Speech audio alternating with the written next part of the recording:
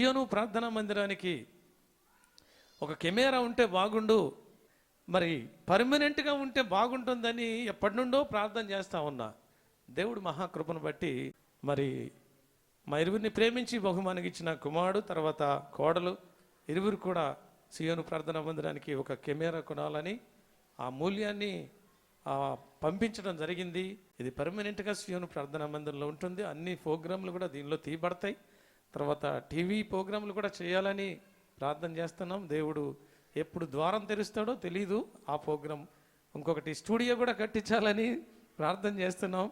దాడిని కూడా దేవుడు ఎప్పుడు ద్వారం తెరుస్తాడో తెలీదు. అనేకమైనటువంటి కార్యాలు దేవుడు సియోనులో ఆశ్చర్య కార్యాలు చేయబోతున్నాడు, అద్భుత కార్యాలు చేయబోతూ ఉన్నాడు. ఆ అద్భుత కార్యాలన్నీ చేయాలంటే మన పక్షంగా మనము ప్రతి ఒక్కరం కూడా మనకున్న దానిలో మనము దేవునికి ఇస్తున్నట్లయితే దేవుడు బహుగా ఇంకా దీవించి మిమ్మలను ఆశీర్వదిస్తాడు. దేవుని ఆశీర్వాదాలు ఎంతో గొప్పవి, ఎంతో శ్రేష్టమైనటువంటివి, ఎంతో ఉత్తమమైనటువంటివి. అదేవిధంగా బిఎస్ఎల్ ఉంది, సియోను ప్రార్థనా మందిరం బిఎస్ఎల్ కంపెనీ ఉంది. అది నా కుమారుడిదే. అది స్థాపించి సుమారుగా 10 సంవత్సరాలు అవుతుంది. దానిలో నుండి ఇంత మందిరాన్ని కట్టించడానికి కానీ, లేకుంటే ఈ యొక్క పరిచర్యకు సంబంధించినటువంటి ఖర్చు కానీ, లేకుంటే మేము బయటికి వెళ్ళడానికి రావడానికి వీటన్నిటికీ కావలసినటువంటి మూల్యము ఎక్కడి నుండి వస్తుందంటే ఆ బిఎస్ఎల్ కంపెనీలో నుంచి వారు ప్రతిష్ఠించుకున్నటువంటి ప్రతిష్ట. నేను అంతా ఇంతని చెప్పను, కానీ వారిస్తున్నటువంటి దానిలోకి వెళ్ళే ప్రతి నెల సుమారుగా చాలా ఖర్చు పెట్టడం జరుగుతుంది. ఆ కంపెనీని కూడా దేవుడు దేశవ్యాప్తంగా దీవిస్తాడని నేను నమ్మి ప్రార్థన చేస్తున్నాను. దేవునికి మహిమ కలుగును గాక. హల్లెలూయా. ఆ దీవెనలు మీకు రావాలా, ఆ ఆశీర్వాదాలు మీకు రావాలా. కొన్ని లక్షలు ఆశీర్వాదాలు, కొన్ని కోట్ల ఆశీర్వాదాలు దేవుడిస్తాడు. మన దేవుడు ఎలాంటి వాడు అంటే గొప్ప ధనవంతుడు అయి ఉంటున్నాడు. ఆయన ధనవంతుడయ్యుండి మనల్ని ఆయన ధనవంతుడయ్యుండి మనల్ని ధనవంతులు చేయడానికి ఆయన దరిద్రుడుగా ఈ లోకంలోనికి వచ్చి మన దరిద్రతను అంతటిని కూడా తీసివేసి గొప్ప ధనవంతులుగా చేయాలని ఆయన ఆశపడుతున్న దేవాది దేవుడు.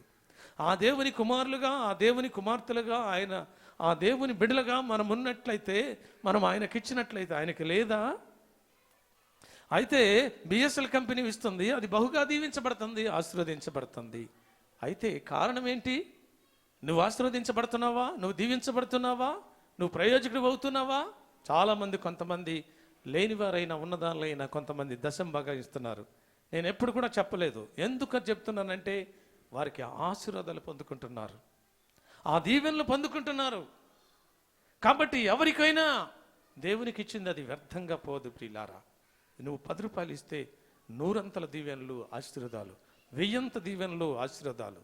అది దేవుని పరిచర్యకు, లేకుంటే నాకు తినటానికి లేకో నాకు ఉండటానికి లేకో కాదు ఈ పరిచర్య చేసేది. దేవుని పనిని జరిగించాలా, అంతం వరకు జరిగించాలా, కోట్ల ఆత్మలను రక్షించాలా. అదే నా దృఢ నమ్మకము, ఆయన మీద ఉన్నటువంటి విశ్వాసం.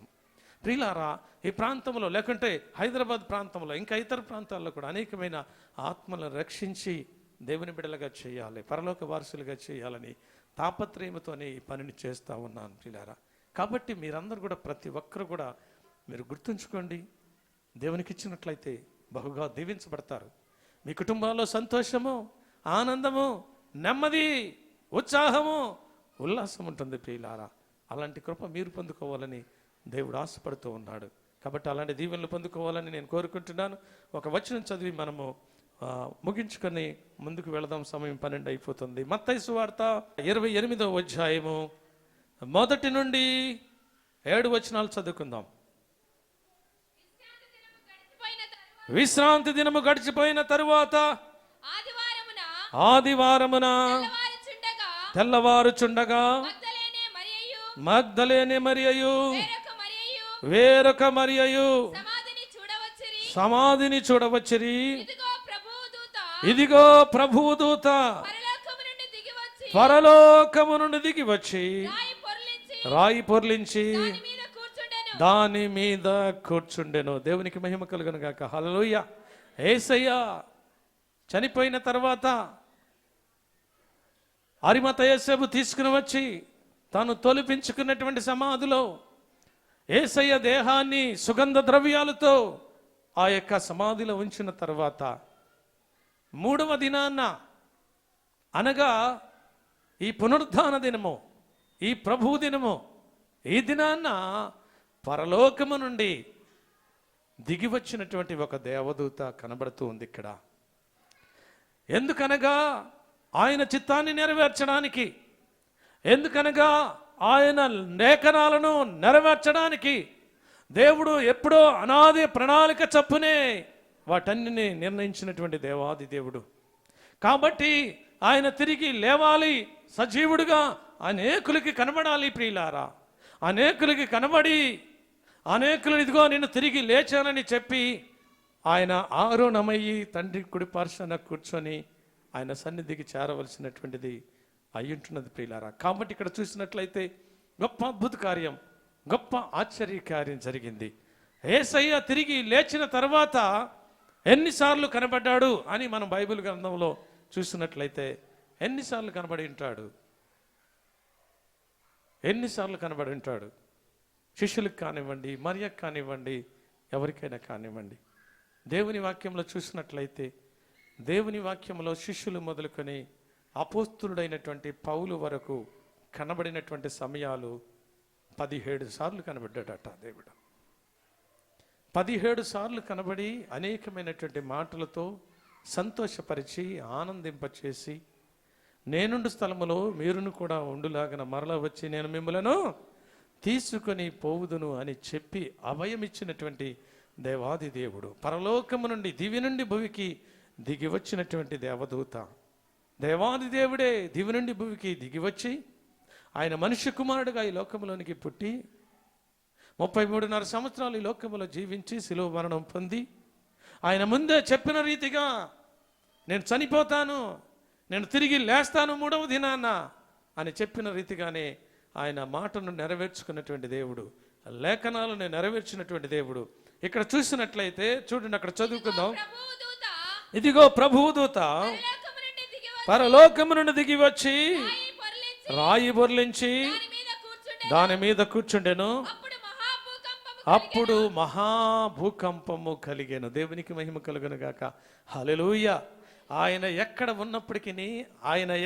ఉన్నప్పటికీ ఆశ్చర్య కార్యాలు, అద్భుత కార్యాలు, భయంకరమైన కార్యాలు ఆయన చేసినటువంటి దేవాది దేవుడు.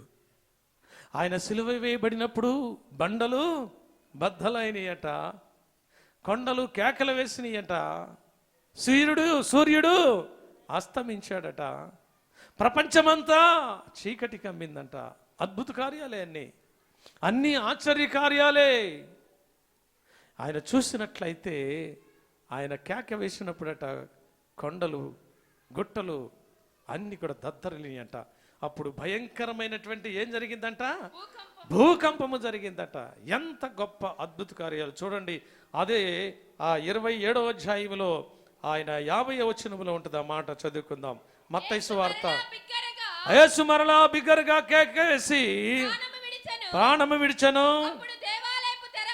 అప్పుడు దేవాలయపు తెరపై నుండి కింది వరకు రెండుగా చెనుగను, భూమి వణికెను, బండలు బద్దలాయను, సమాధులు తెరవబడను. అన్ని అద్భుత కార్యాలే ఆయన చేసినవి, అన్ని ఆశ్చర్య కార్యాలే, అన్ని గొప్ప కార్యాలే చేసినవి. ప్రియులారా, ఆయన ఎక్కడుంటే అక్కడ అద్భుత కార్యం.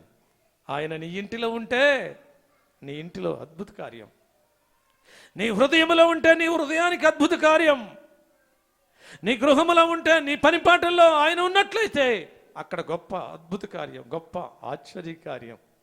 ఆయన నీతో ఉంచుకుంటావా? నీ గృహంలో ఉంచుకుంటావా? ఎల్లవేళలా నీ హృదయంలో ఉంచుకుంటావా ఆయనను? నీ తలంపుల్లో ఉంచుకుంటావా ఆయనను?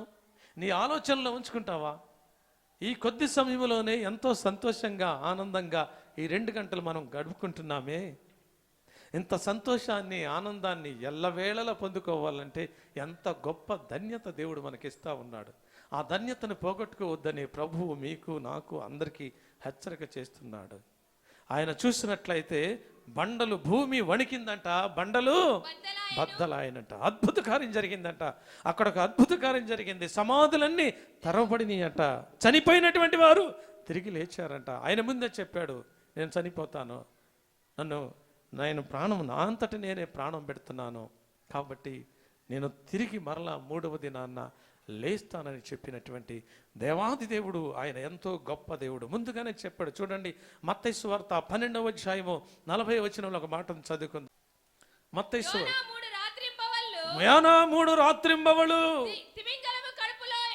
తిమింగలము కడుపులో ఎలాగు ఉండెనో అలాగుననే మనుష్య కుమారుడు 3 రాత్రింబవళ్ళు భూగర్భములో ఉండును. దేవునికి మహిమ కలుగును గాక. హల్లెలూయా. యోనా ఎక్కడున్నాడంట? సాదృశ్యంగా తిమింగలము కడుపులో 3 దివారాత్రులు ఉన్నాడంట యోనా.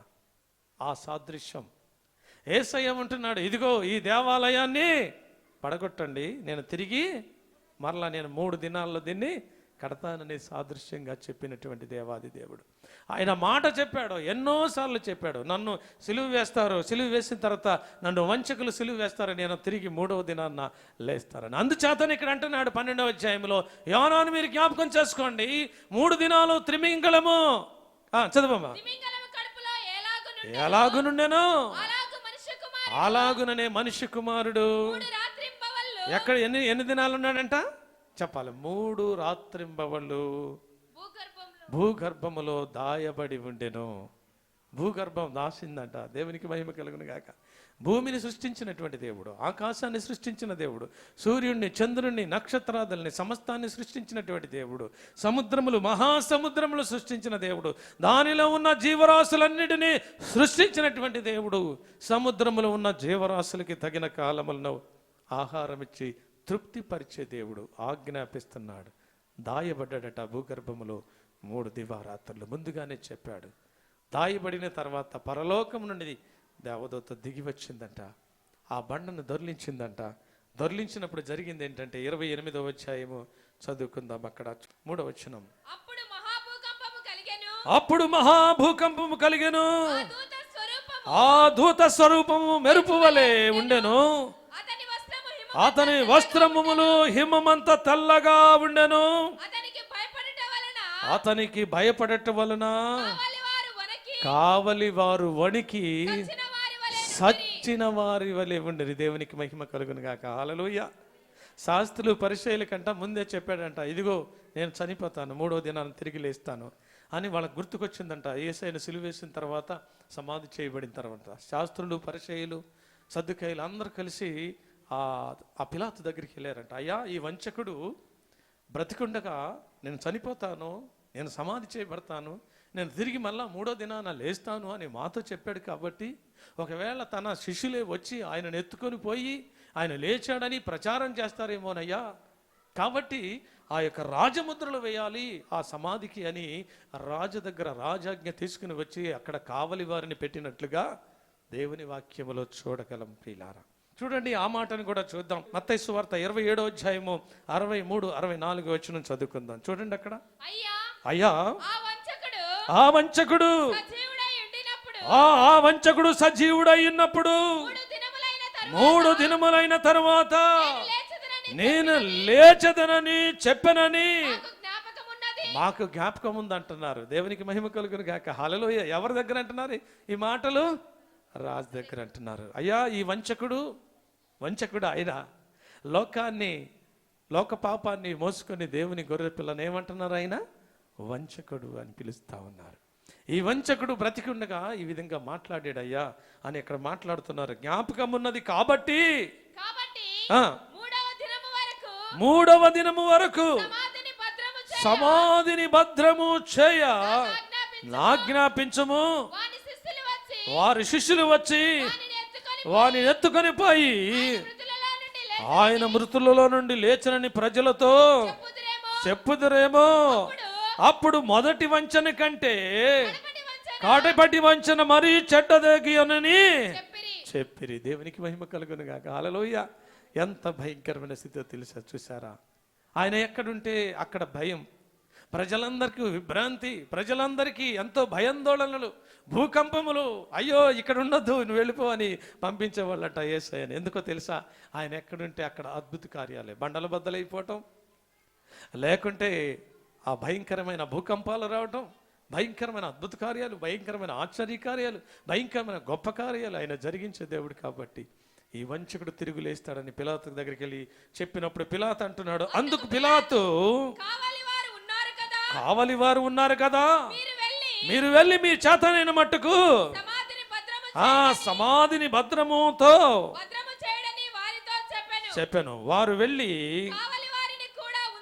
ఉంచుకొని రాతికి ముద్ర వేసి సమాధిని భద్రము చేసాను. దేవునికి మహిమ కలుగును గాక. హల్లెలూయా. ఎన్ని భద్రాలు చేసినా కానీ, ఎన్ని ముద్రలు వేసినా కానీ, ముద్రలను గెలిచిన దేవుడు, భద్రతను గెలిచిన దేవుడు, సమాధిని గెలిచినటువంటి దేవుడు, దయ్యాలను గెలిచినటువంటి దేవుడు, కయ్యాలను గెలిచినటువంటి దేవుడు, రాజులను గెలిచినటువంటి దేవుడు, సాతానుని గెలిచినటువంటి దేవుడు, సాతానుని శీఘ్రముగా పాదముల కింద చితక తొక్కినటువంటి దేవాది దేవుడు, మాట ఇచ్చి నెరవేర్చినటువంటి దేవుడు, స్త్రీ సంతానము ద్వారా అనాది కాలములో చెప్పిన మాట. అక్కడే ఆది కాండంలో దమ్మట చదువు 3. మరియు నీకును స్త్రీకిని నీ సంతానమునకును ఆమె సంతానమునకును వైరము కలగ చేయుదును, అది నిన్ను తల మీద కొట్టును, నీవు దానిని మాడమ మీద కొట్టదు అని చెప్పాను. కాబట్టి సాతాన్ని గెలిచినటువంటి దేవుడు, సాతాను తలను చితక కొట్టినటువంటి దేవుడు, మరణపు ముళ్ళును విరిచినటువంటి దేవాది దేవుడు. ఆయన ఎక్కడ ఉంటే అక్కడ అద్భుత కార్యాలు, ఆశ్చర్య కార్యాలే. కాబట్టి ఇక్కడ మత్తయి సువార్త 28వ అధ్యాయము 4వ వచనం, మత్తయి సువార్త, భయపడట వలన కావలి వారు వణికి చచ్చిన వారు వలె నుండిరి. దూత ఆ స్త్రీలను చూసి, మీరు భయపడకుడి, సిలువ వేయబడినటువంటి యేసు మీరు వెతుకుతున్నారని నాకు తెలియను, ఆయన ఇక్కడ లేడు, తాను చెప్పినట్లే ఆయన లేచి ఉన్నాడు అని చెప్పాను. దేవునికి మహిమ కలుగును గాక. హల్లెలూయా. కావలి వారేమో ఆ దూతను చూసిన వెంటనే ఎలా ఉన్నారంట? చచ్చిన వారే ఉన్నారు. మరి తన కోసం వెళ్ళినటువంటి ఆ స్త్రీలు మాత్రమో ఆ దూతను చూస్తే దూత అంటుంది, భయపడబాకండి అంటుంది. వీళ్ళు మాత్రం చచ్చిన వారి వలె లేరు. కాబట్టి ఈ దినాన ప్రత్యేకంగా ఈ క్లుప్తమైనటువంటి మాటల్లో నీవు నేను మనం చచ్చిన వారము కాదు, క్రీస్తు యేసులో బ్రతికున్నటువంటి వారం, ఆయన్ను చూసేవారం, ఆయన మహిమను చూసేవారం, ఆయన అద్భుత కార్యాలు చూసేవారం, ఆయన ఆశ్చర్య కార్యాలు చూసేటటువంటి వారం. కాబట్టి అలాంటి కృప మనందరికీ అనుగ్రహించబడులాగన ఇంకా అనేకమైనటువంటి అద్భుత కార్యాలు, ఆశ్చర్య కార్యాలు దేవుని మాటలలో ఉన్నాయి. చూడండి, ఇంకా సిలువ వేయబడినటువంటి యేసు మీరు వెతుకుతున్నారని నాకు తెలియను, తాను చెప్పినట్టే ఆయన లేచి ఉన్నాడు, రండి ప్రభువును పండుకొనిన స్థలమును మీరు చూచి త్వరగా వెళ్ళి ఆయన మృతులలో నుండి లేచి ఉన్నాడని ఆయన శిష్యులకు తెలియచేయుడి. ఇదిగో ఆయన గలిలయలోనికి మీకు ముందుగా వెళ్ళుచున్నాడని చెప్పాను. దేవునికి మహిమ కలుగును గాక. హల్లెలూయా. ఆయన మృత్యుంజయుడై తిరిగి లేచినటువంటి దేవుడు, మరణపు ముళ్ళును విరిచినటువంటి దేవుడు, మరణాన్ని జయించినటువంటి దేవుడు, సమాధిని జయించినటువంటి దేవుడు, సర్వాన్ని జయించి ఆయన తిరిగి లేచినటువంటి దేవాది దేవుని కుమారులుగా, కుమార్తెలుగా నీవు నేను చేయబడినట్లయితే అలాంటి మహిమ, అలాంటి ప్రభావము నేను మనమందరం కూడా పొందుకొని ఆయన బిడ్డలుగా జీవించి ఆయన మహింపరిచే వారిగా ఉన్నట్లయితే దేవుడు బహుగా మనల్ని దీవించి ఆశీర్వదించి ఇహమందును పరమందును దేవుని బిడ్డలుగా ఉండటానికి కృప చూపించే దేవాది దేవుడు, పరలోక వారసత్వాన్ని మనకిచ్చినటువంటి దేవుడు, పునరుద్ధానుడై తిరిగి లేచినటువంటి విధముగానే మనము కూడా పునరుద్ధానులమై దేవుని సన్నిధిలో యుగాలు కూడా ఆయనతో జీవించడానికి తన కృపను మనకి 2013 సంవత్సరాలకు పూర్వమే ఆయన నుండి దివి నుండి భూమికి దిగివచ్చి ఆ కార్యాన్ని నెరవేర్చి గొప్ప సంగతిని మన పట్ల జరిగించిన దేవాది దేవునికి మనము కృతజ్ఞతాస్తుతులు చెల్లించి ఆయన మహింపరచవలసిన వారమై ఉంటున్నాం. కాబట్టి ఈ దినాన అలాంటి కృప పొందుకొని మనమందరం కూడా దేవుని స్తుతించి దేవుని దీవెనలు ఆశీర్వాదాలు పొందుకుందాం. దేవుడి కొద్ది మాటలు దీవించి ఆశీర్వదించును గాక. ఆమేన్. తలలు వంచినట్లయితే ప్రార్థన చేసుకుందాం. పరిశుద్ధుడైన తండ్రి, జీవము కలిగిన మా యేసయ్యా, నీ గణపాదాలకు వందనాలు, స్తుతులు, స్తోత్రాలు. నీ మహాకృప నాతో మాతో ఉంచి ప్రభా ఇంతవరకు మాట్లాడిన లేఖన సత్యాల్ని బట్టి నీకు వందనాలు చెల్లిస్తుంటున్నాం నాయన. నా కోసం మా కోసం ఈ లోకంలోనికి వచ్చిన ఆయన ఆయా మరణాన్ని గెలిచినటువంటి దేవాది దేవుడు, సమాధిని గెలిచినటువంటి దేవుడు, పునరుద్ధానాన్ని గెలిచినటువంటి దేవుడు కాబట్టి కోట్ల కొలది వందనాలు చెల్లిస్తూ ప్రభు అట్టి కృప మా అందరికీ కూడా అనుగ్రహింపచేసి మహిమ ఘనత ప్రభావాలు పొందుకుంటున్నందుకు కోట్ల కొలది వందనాలు చెల్లిస్తూ ప్రతి కుటుంబాన్ని ప్రతి కుమారుని పేరు పేరున దీవించి ఆస్వాదించి పంపించమని యేసయ్య పరిశుద్ధ నామములో స్తుతించి వేడుకుంటున్నాం పరమ తండ్రి, ఆమేన్. దేవుని కృప మనందరికీ సదాకాలము తోడయ్యుండి తన కృపలో భద్రపరిచి కాచి కాపాడి దీవించి ఆస్వాదించును కాక. Amen, amen, amen. Praise lord. అందరికి కూడా నా హృదయపూర్వకమైన వందనాలు చెల్లిస్తుంటున్నాం.